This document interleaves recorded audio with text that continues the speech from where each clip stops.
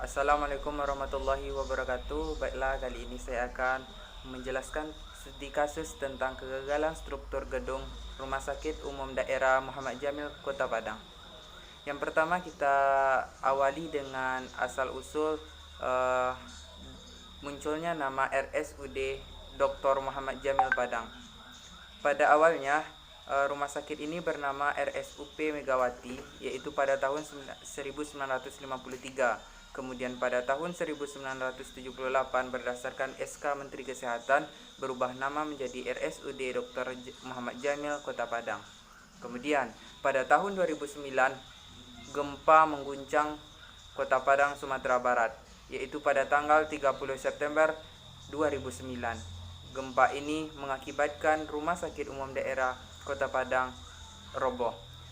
Kemudian setelah robohnya rumah sakit ini, maka dilakukanlah analisis tentang kerusakan yang terjadi. Pada awal ini kita akan menganalisis apa saja penyebab dari robohnya Rumah Sakit Umum Daerah Kota Padang. Yang pertama yaitu pengertian dari gempa bumi. Gempa bumi merupakan suatu kejadian bergetar atau berguncangnya bumi karena adanya pergerakan atau perpindahan susunan batuan pada kulit bumi yang terjadi secara tiba-tiba yang mengakibatkan pergerakan pada lempeng-lempeng tektonik. Kemudian kita analisis dulu tentang deskripsi bangunan RSUD Muhammad Jamil, Kota Padang.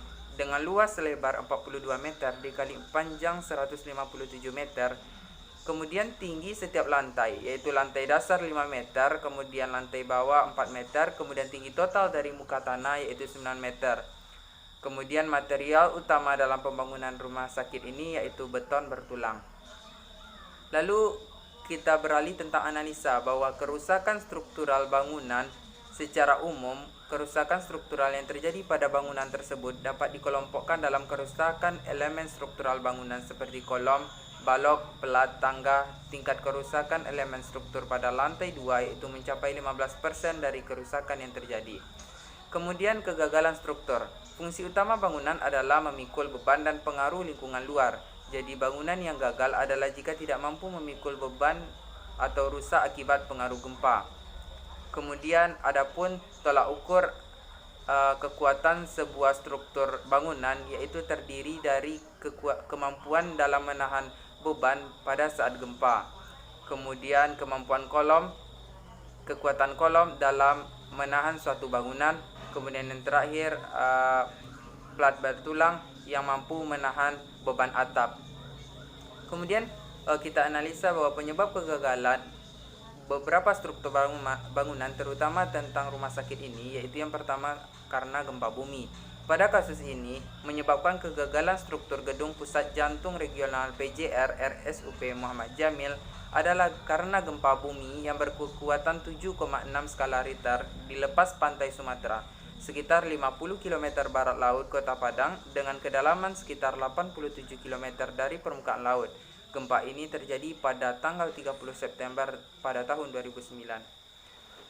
Kemudian penyebab kegagalan yang kedua yaitu perbedaan antara pelaksanaan di lapangan dari hasil analisis struktur yang dilakukan pasca gempa 30 September pada tahun 2009. Terlihat bahwa kolom dari gedung pusat jantung regional PJR RSUP Muhammad Jamil mengalami kegagalan struktur akibat lentur dan geser.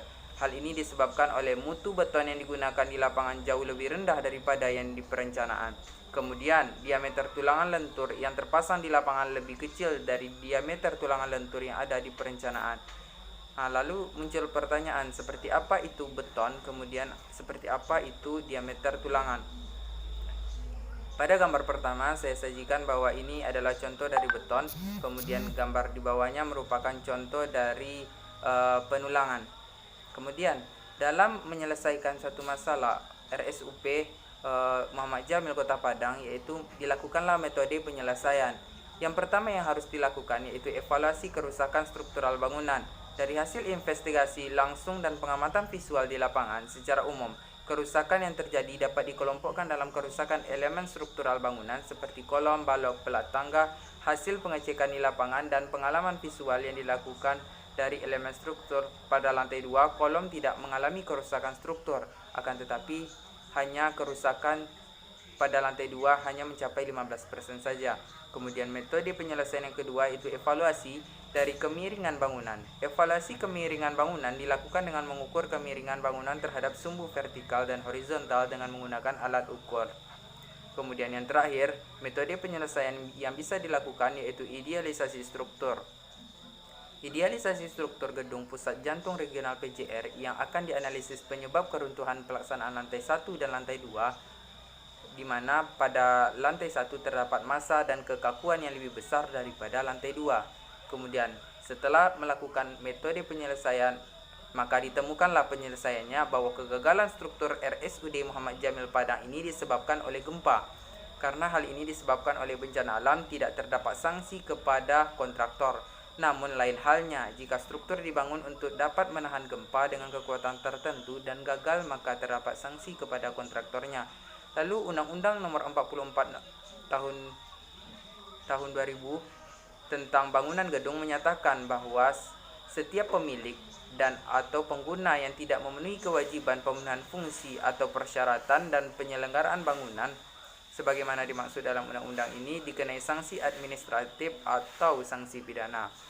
Kemudian yang dapat kita simpulkan bahwa pembangunan suatu konstruksi haruslah sangat diperhatikan tentang hal keselamatan karena menyangkut keselamatan dan keamanan masyarakat sekitarnya. Namun tak jarang timbul problem yang membuat suatu bangunan mengalami kegagalan. Kegagalan ini timbul dari sebagian bahkan seluruh bagian bangunan. Kemudian penyebab kegagalan struktur gedung pusat jantung regional PJR RSUP Muhammad Jamil terbagi menjadi dua masalah utama. Yang pertama karena bencana alam berupa gempa bumi, dan yang kedua karena masalah pelaksanaan lapangan yang tidak sesuai dengan perencanaan dengan pelaksanaannya. Baiklah, sekian, terima kasih.